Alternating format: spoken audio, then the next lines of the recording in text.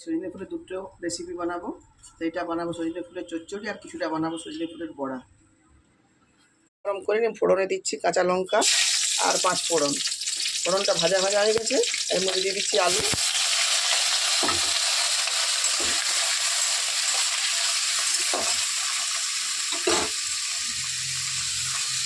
আলুটা একটু নেড়ে চেড়ে নিয়ে দিচ্ছি পেঁয়াজ কলি, এরপরেই দিয়ে দিচ্ছি সজনে ফুল।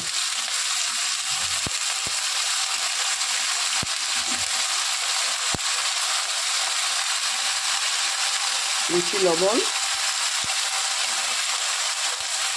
এরপর দিয়ে দিচ্ছি জিরে গুঁড়ো আর দিচ্ছি হলুদ গুঁড়ো। ঝাল ঝাল বানাবো, তার জন্য একটু লঙ্কাটা বেশি দিয়েছি, কাঁচা লঙ্কা দিয়ে বানাবো।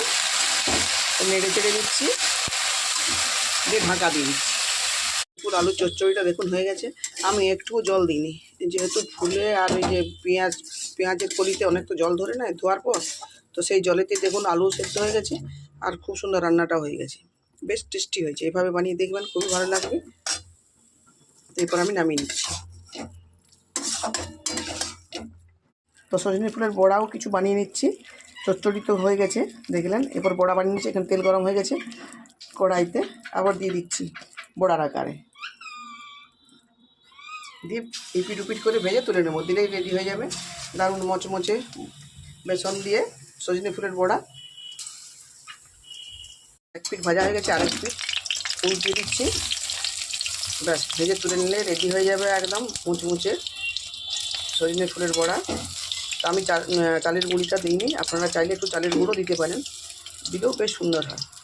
বেসনের সাথে একটু সামান্য চালের গুঁড়ো মিশিয়ে দেবেন। পিট পিট করে ভেজে তুলে নিচ্ছি, গরম ভাতে পরিবেশন করব।